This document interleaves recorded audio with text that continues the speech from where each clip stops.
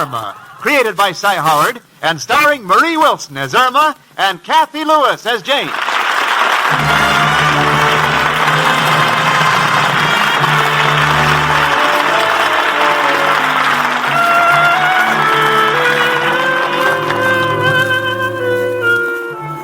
Remember the old saying, penny wise and pound foolish? Well, ties in beautifully with the girl I live with. My roommate, Irma Peterson, steps on the scales. You got 120 pounds of pure foolishness. You want a test case? Okay. The other day, we went to see that movie, Cyrano de Bergerac, and I said, Irma, do you realize that that man was one of the greatest lovers of all time? And Irma said, Oh, Jane, that's silly. With his long nose, he wouldn't be able to get close enough to a girl to kiss her.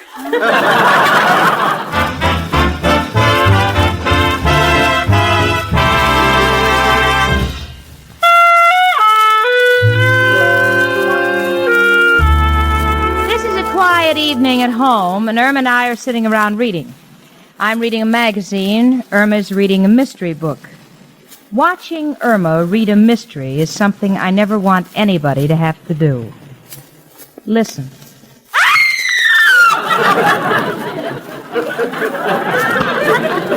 What's the matter? The murderer just killed Helen's mother. Irma, I'm not interested. I'm trying to read this magazine. Will you just be still? All right, Jane. Okay.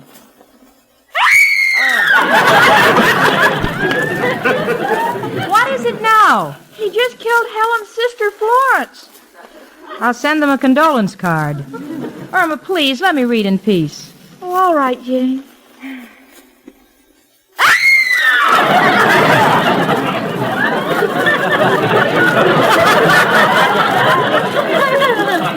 Now what? He just murdered Helen's father.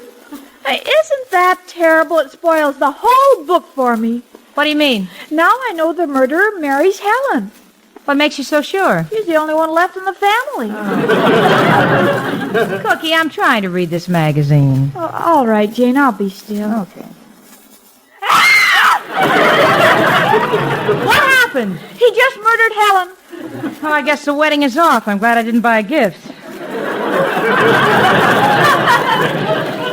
But can you imagine? He stuffed her dead body in a trunk and sealed it. He didn't even leave a crack open for her to breathe through. Irma, will you stop with those horror stories? You know what always happens. I don't want to suffer through any more of your nightmares. Do me a favor, doll. Change your reading habits. Read something like Rip Van Winkle. Maybe I can get some sleep, too. Oh, no, Jane. Then we'd both wake up wearing long beards. Well, come in. It's only me, Professor Kropotkin. Hello, Janie and Irma, my two little leaders. You, Janie, head of the block. And you, Irma, a real blockhead. Professor. Oh, excuse me, girls. A little joke because I'm so happy. At last, after 4 years, I'm going to live like a human being. What do you mean? No, didn't you hear, Janie? Mr. Plopchick is moving out from apartment 2B.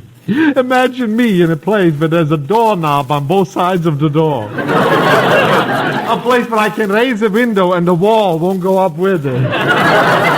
Oh, Professor, your room isn't that bad. No? Then how come the termites are always bringing me lumber? And my bathtub has so many cracks, the only place the water doesn't go out of is the drain. And my furniture, one chair, a Duncan.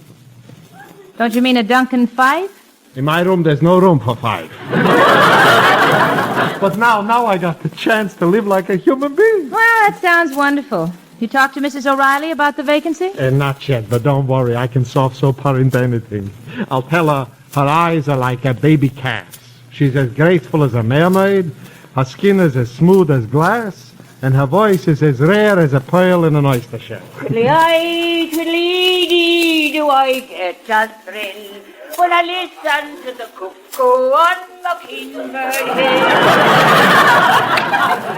Hill? No, it must be the mating season for oysters. Oh, Professor, remember, you've got to flatter her. Come in. Hello, girls. Oh, there you are, Professor. Did you hear me practicing this song? Oh, I certainly did, and I must say you are in fine voice. Oh, do you really think so? Nobody must say it. Irma. Mrs. O'Reilly, you look positively stunning. You look 5 years younger. 5? Make it 10.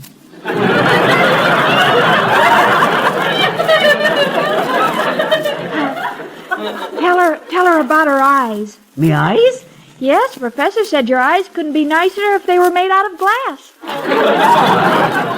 No, that was the description of her skin. But you said her skin was like an oyster shell. What?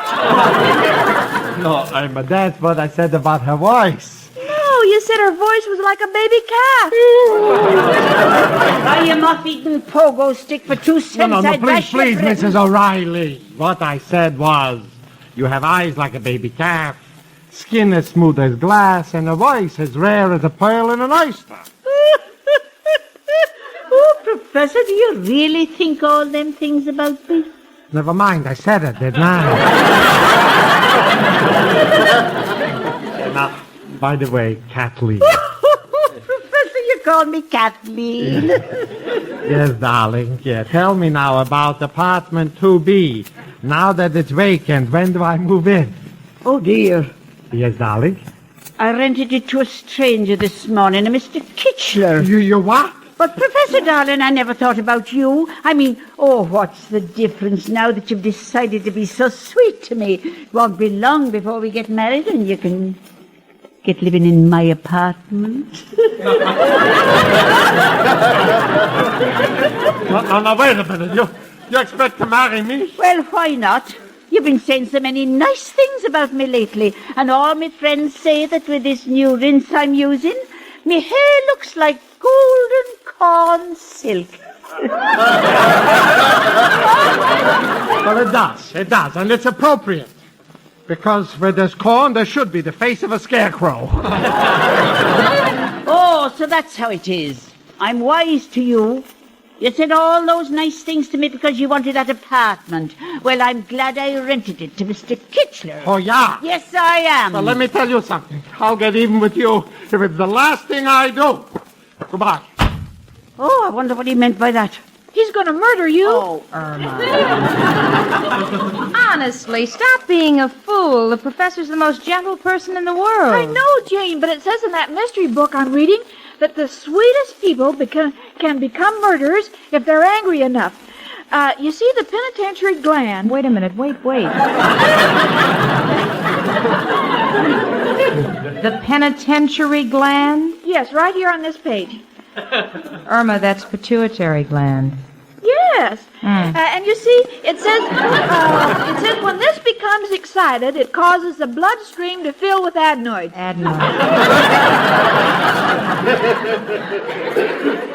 That's adrenaline.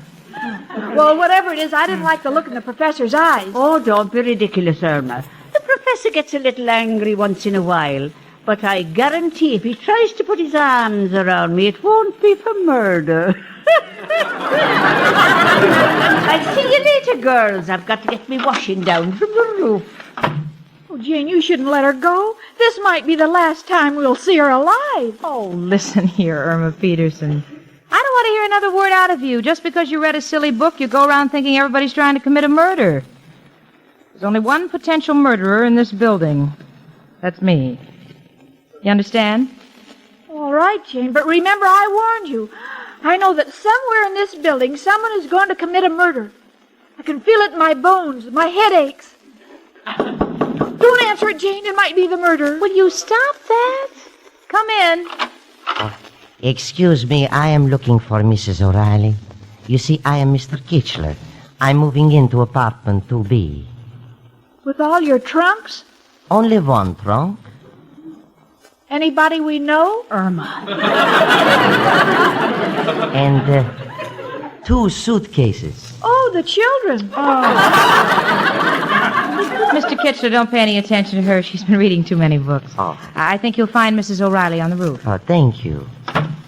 Jane, did you hear that? He's moving in here with a trunk. Well, so what? When I moved in, I brought a mangle, and you're still in one piece. Stop being so suspicious. But it was wearing gloves. Oh, Cookie, every Saturday night when I go out with Steve, I wear gloves, and I haven't killed a head waiter yet. Well, oh, Jane, stop fighting me. Didn't you see what a shifty look he had? You think that's a shifty look? Did you ever notice your boyfriend, Al? You look in his eyes, it's like trying to watch 2 tennis matches at the same time. Now, really, no more nonsense about this murder business. You understand? But, Jane, how do we know who he is? We didn't even see his driver's license. Irma, that's enough. But there was a case in New Jersey. For the last time, will you just be still? All right, Jane. Now, that's the end of this murder stuff, right? Forgotten all about it. Good. Where are you going? To hide the iodine and shut off the gas.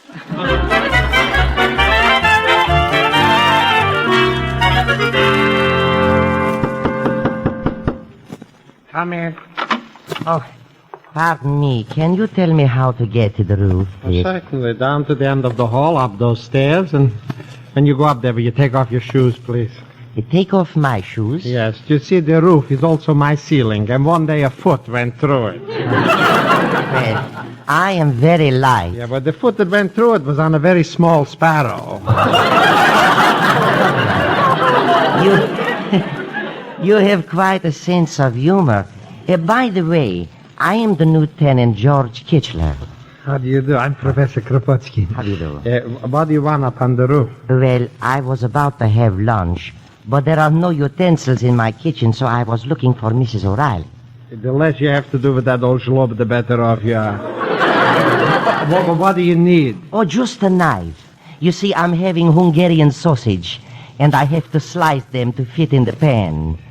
Did you say Hungarian sausage? Yes. My sister sends them to me every month from the old country. Oh, tell me, are they still as delicious as ever with that wonderful spicy flavor? Absolutely delicious with the special sauce she sends me. And I found a place to buy pumpernickel. Say, why don't you join me? Oh, no, I really couldn't. I wouldn't think of intruding. Oh, I insist. But when you put it that way, how can I refuse? Fine. Oh, by the way, have you got a sharp knife? No, all I got is a butter knife. Living in a place like this, I can't have anything too sharp around, you know. The temptation to commit harikari is too strong. I'll borrow a knife from the girls. Oh, that's fine, Yeah. fine. Come to my room at 6, and we will have the sausage for dinner. Oh. And please, do not tell anybody what we are having. There is just enough for 2. No, I won't mention a word.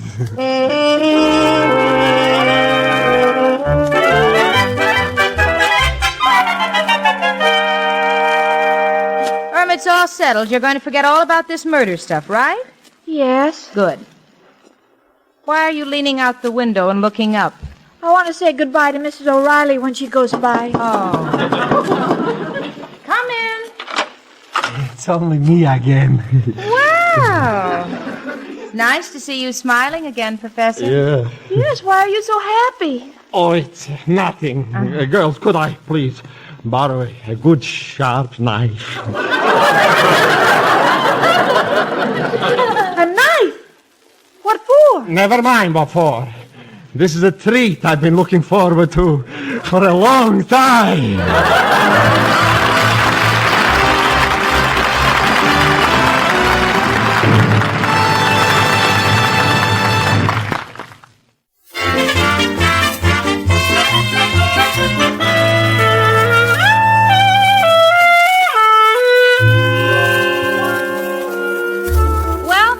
Quite a session with Irma after the professor borrowed our butcher knife. She's so sure that he's going to make mincemeat out of Mrs. O'Reilly. Irma, will you put that book down and go to work? No, Jen, it says right here. All you have to do is add up the clues, and you can tell when the murder is coming. The clues, huh? Yeah, remember last week when the professor borrowed a bottle of ink from us? What about it? And you noticed this morning he didn't shave. So what? Add them up. Bluebeard. Oh. Isn't that awful? Irma, will you stop this nonsense? Jane, I've been looking all over for Mrs. O'Reilly. I even looked on the roof, and she isn't there. Well, maybe she went out. No, she wouldn't go out undressed. I saw her eyelashes hang on the clothesline. Irma Peterson, for the last time, will you go to work? All right, Jane, but if anything happens, remember I warned you. My eyes are open. I can clearly see what's ahead. Goodbye. You better open them a little wider, honey. You're in the clothes closet. Oh, I made a mistake. Yeah. Goodbye, Jane.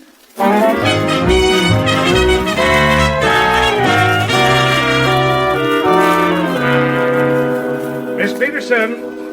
Miss Peterson, will you come here, please? Just a minute, Mr. Clyde. I'm busy. Busy?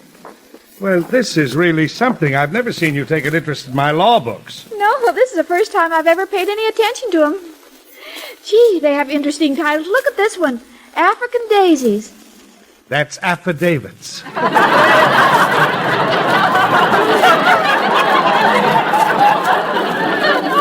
Oh, and this one. Circus Peanuts. Subpoenas. Oh, and look at this one. Kosher Delicatessen. Kosher. That's corpus delicti. Oh, look, I didn't know you had to take out one of these. Petting license. That's petty larceny. Well, Mr. Clyde, it may be petty to you, but it's important to us girls. Miss Peterson, why are you suddenly showing such an interest in my law books? All right, I'll tell you. Mr. Clyde, how can I prevent a murder before it happens? Just improve your spelling and shorthand, and I may change my plan. Oh, Mr. Clyde, leave me out of it. Leave you out of it? I wish I could. You know what I've been doing all morning? Reading your typing. And do you know what I've just done? What? I've written a letter to the Proto Tool Company. They say they're the largest manufacturers of tools. I'm trying to find out if they make something that can tighten the screw that's loose in your head. Please, Mr. Clyde, don't bother me with trifles. I tell you, a murder's about to be committed. The professor borrowed our knife, and Miss O'Reilly is missing. I'm not interested in Mrs. O'Reilly and the professor. Get your notebook and take a letter. All right. Okay, I'm ready. Now take this down. Sheriff Brown, Hall of Records, dear sir. I will positively produce the witness in court next week. Sincerely, Milton J. Clyde. Now read that back. Huh? Read it back. Oh, dear Jane, don't let the professor bury Miss O'Reilly in our backyard as I've just planted radishes. Get out of here, you stupid boy! Get out of here!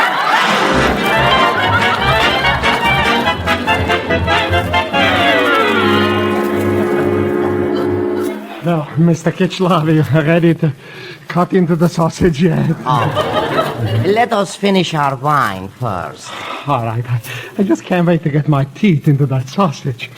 That aroma, is that garlic? It ain't taboo. Drink up, Professor.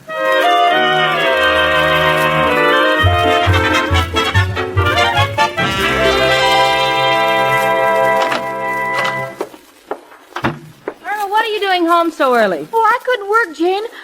I'm so sure that the professor's up to something terrible. Oh, are you still on that? Well, I just passed Mr. Kitchler's room, and the professor's in there. They were whispering. What did they say? Well, I don't know. I couldn't hear. Well, all right. I know I won't get any sleep tonight, so I might as well go down and find out what this is all about. All right, Jane, but be careful. Remember, he borrowed that sharp knife. Yeah. If I get stuck, I'll call you. Oh, this is just ridiculous. What am I going to say? Excuse me, I'm a collector from the blood bank. Well, here's the door. No, Professor. Don't start cutting yet. First, we got to remove the skin.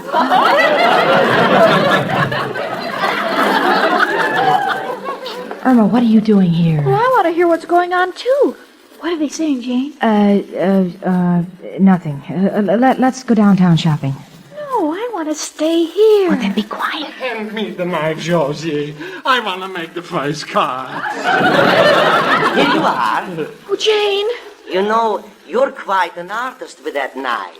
Such nice, small pieces. I knew it. Come on, Jane. I'm right with you. Oh, Jane, what are we going to do? I don't know. I think I'll call the police. Oh, they're coming after us. Oh, dear. Who is it? Me, Al. And Mushy. Oh, thank goodness. Come on in. Oh, Al, I'm so glad to see you. Glad to see. Are you running a fever, Jane? Gee, Al, look. Jane's got her arms around me. I must be handsomer than I should.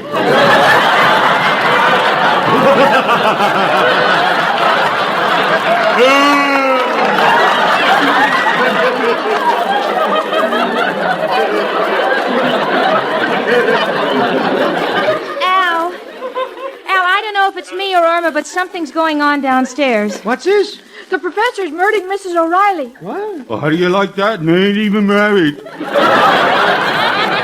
Al, honestly, maybe it's just our imagination, but please go down there and find out. Why, certainly, Jane. You ain't talking to no coward, you know. You're talking to a brave man.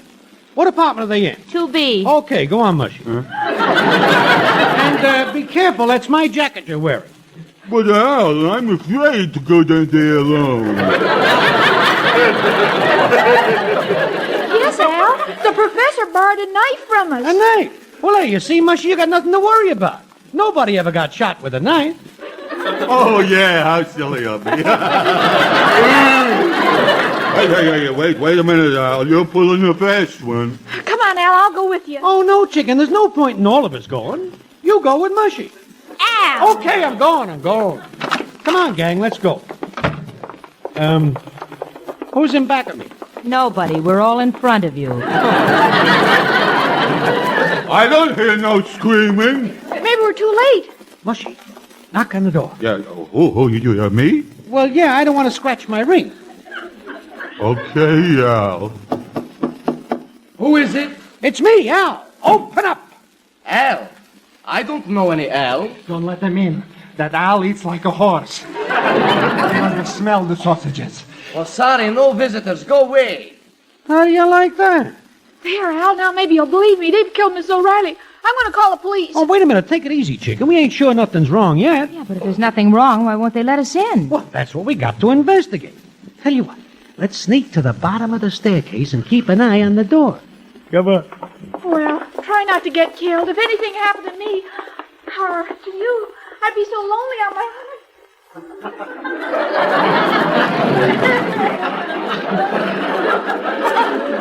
Did they go away? Yes.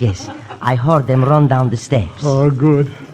Well, Josie, in all my life, I never had such a meal like this. Oh, such food and such wine. And you know, you're a great conversationalist. Thank you. Yeah, that story that you told me about the guardian angel was absolutely fascinating. Well, it's an old Hungarian legend. Of course, we all know there is no such thing as a guardian angel. No, I don't know. Sometimes I think there are. Well, good night, Georgie, and thanks a million. Before you go, Professor, could you do me a favor? Oh, gladly. When I moved in, I had to borrow this heavy new trunk from a friend, and I would like you to help me carry it downstairs before anything happens to it. My back is killing me, but how can I say no? You've been such a wonderful host. Let me make sure it's empty. Yes. Yes, it is. But it's sure a heavy one. Look, you take that hand, and I will take this. I got it. Now, Professor, if two men would come up and grab this trunk so we wouldn't hurt our backs, then I would believe in guardian angels. Open the door. Sure. Hey, wait a minute, you two. Where are you going with that trunk? We are carrying it downstairs. Oh, no, you don't. We're carrying it downstairs. Come on, Mushy. There you are, Georgie. And you said there's no such thing as a guardian angel.